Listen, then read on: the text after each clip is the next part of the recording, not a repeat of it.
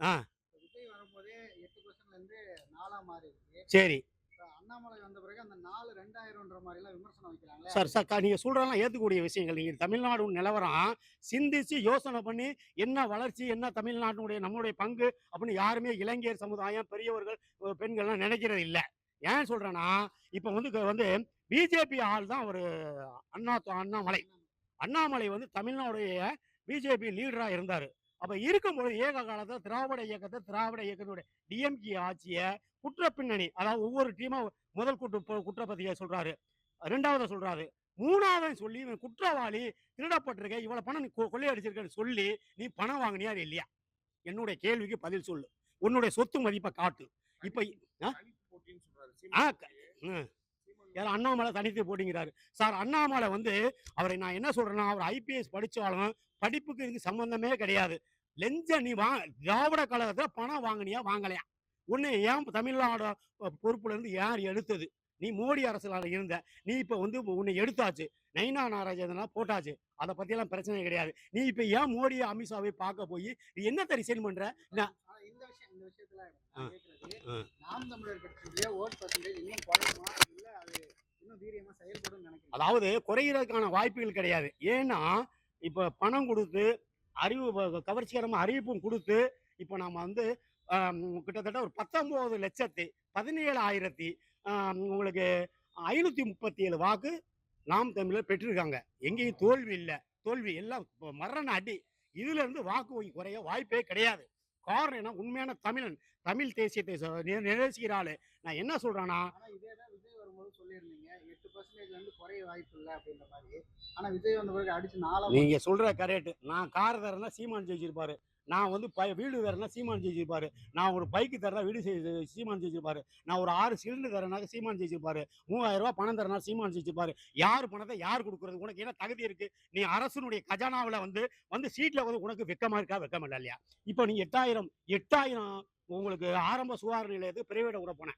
இதே சீமான் தடுத்தாரு. புரியுதா? மாடு மேய்க்கிறவனுக்கு இன்னைக்கு வந்து சைனாவுல ரூ. 1,00,000 சம்பளம். 6,000 ஏக்கர. அரசு ஊழியரா அண்ணன் அறிவிச்சாரு. நீ சோசியக்காரனுக்கு ஏன் பொறுப்பு குடுத்த? ம். அண்ணாமலை வந்து சீமான் அவர்கள் கூட கூட்டணி வச்சு 2029 30 சந்திச்சு அப்படி இருந்தாங்க. அதாவது சார் அண்ணன் சொல்லிட்டாரு சார் 31 வரைக்கும் கூட்டணி இல்லன்ட்டாரு சார். கொள்கை மாறுது சார். மாறவே மாறாது. மண்ணுக்குள்ள போனாலும் சீமான் கூட்டணி நிக்க மாட்டாரு. அழிஞ்சாலும் வைக்க மாட்டோம் நாங்க. காரணம் என்னன்னா கொள்கையே இல்ல.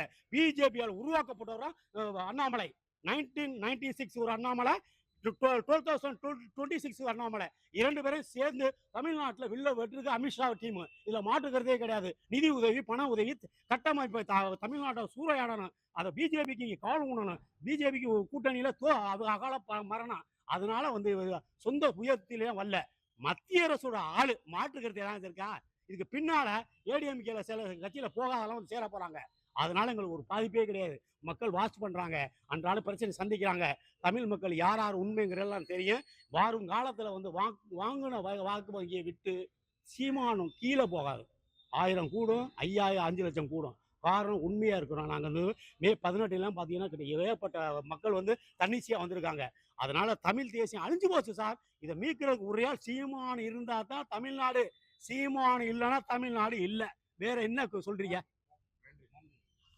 அதாவது மக்கள் வந்து தொடர்ந்து 15 வருஷமா அவர் எல்லாத்தையும் வந்து களத்துக்கு வந்தார் சார். போராட்டமா நிறைய மணிக்கணக்குல தரதுக்கு எல்லாமே கவர்மெண்ட் பிரச்சனை, பொது பிரச்சனை, கட்டணை இழிக்கிறது, அரசு வேலையாளருக்கு போராட்டங்களு, எல்லா தொழிற்சங்க போராட்டங்கள் எல்லாம் தலையிட்டெல்லாம் உண்மை. எலெக்ஷனை சந்திச்சோம். எலெக்ஷன்ல எங்களுக்கு வந்து வாக்கு வங்கி குறைஞ்சு போச்சு. நாங்க ஜெயிக்கல. நாங்க ஈவனா எல்லாம் எஜுகேட்டட் பர்சனா தான் நாங்க போட்டோம். என்ன காரணம் அப்படின்ட்டு அந்த தமிழ் மக்களுக்கு தான் தெரியணும். ஏன் என்னத்துக்கு ஜெயிச்சாங்கிற ஒரே ஒரு ரைட்ஸ் என்னன்னா, 76 ஆண்டு ஆண்ட அந்த திராவிட இயக்கங்களே கண்ணுக்கு முன்னாலேயே இயற்கை வளங்கள கொள்ளையடிக்கிறாங்க, மதுபானத்துக்கு போதையாக்குறாங்க, எல்லா துறையும் சம்பாதிக்கிறது இந்த தமிழ் மக்களுக்கு சாதாரண கீழ்மட்ட மக்களுக்கு தெரியிறனால, இந்த இயக்கம் வேணும். அதாவது விஜய் ஒரு போட்டியாளர் அவங்க நினைக்கல. இவங்க தொலையட்டும். அப்படின்னு தான் அந்த ஒரு அவர் சினிமா துறையில வந்து விஜய் வந்து ஏக காலத்துல 10 வயசுல சினிமா துறையில இருக்காரு. இப்போ ஆ. அதிமுக திமுகவுக்கு மாற்றா இவரு நல்லா பண்றாரு. ஆ அதுதான் கேள்வி. இப்ப நீங்க கேட்ட கேள்வி, அதாவது எம்எல்ஏ யாரு? என்ன படிச்சிருக்கான்? அதாவது விஜய் போட்ட கேண்டிடேட்லயே விஜய் போட்ட கேண்டிடேட்டே யாருன்னு விஜய்க்கே தெரியாது. காலங்கள் அப்படி போச்சு. காரணம் என்னாக்க, இவங்களோட அடாவடித்தனால அந்த ஒரு திராவிட இயக்கங்கள் அழிஞ்சிருச்சு.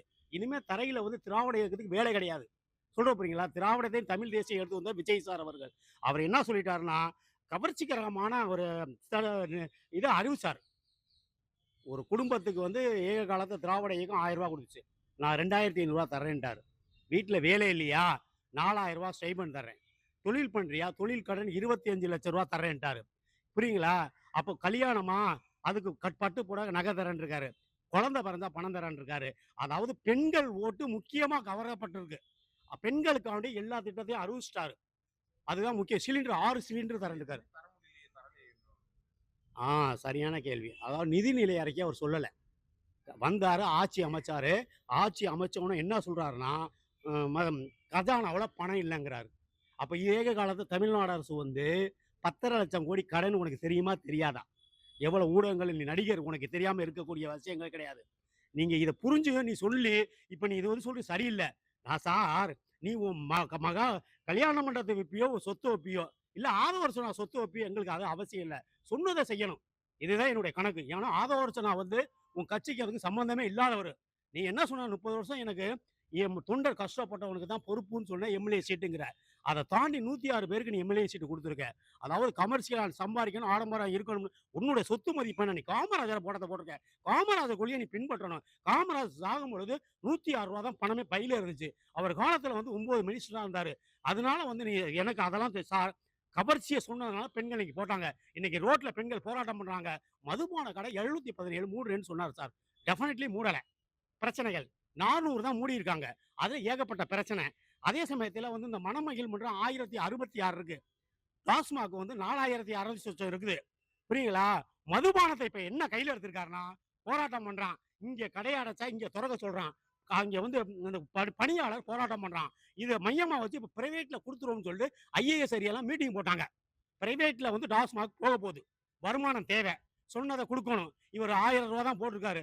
அது வந்து அதாவது இவர் வந்து திராவிட கழகத்தை எதிர்த்து தான் சார் வந்தாரு. எனக்கு போட்டி ஸ்டாலின் தான் சொன்னாரு. அங்கிள் ஸ்டாலின் சொன்னாரு. அந்த ஸ்டாலின் இல்லப்ப ஆட்சி இல்ல. இப்ப கூட்டணி ஆட்சி. ஸ்டாலினும், விஜயும் சேர்ந்து அமைக்கப்பட்ட கூட்டணி ஆட்சி தான். ஏன்னா ஏக காலத்துல 23 கூட்டணியில இடம்பெற்றவங்க தான் டிஎம்கே கூட்டணி. புரியுங்களா? அவரு திருமாவளவன், இடது, ரைட் கம்யூனிஸ்ட், முஸ்லிம்க்கு இவங்கெல்லாம் இப்ப ஆதரவு குடுத்து காங்கிரஸ் 5 சீட் ஆதரவு குடுத்து தான் இருக்கிறாங்க. இது போனாலும் நீங்க ஆள புடிக்க கூடாது. ஒரு இயக்கத்த அழிக்க கூடாது. ஒரு சட்டமன்ற தொகுதி வேட்பாளர் ஒரு தொகுதியில நின்னா 5,500 கோடி அரசு செலவு பண்ணுது.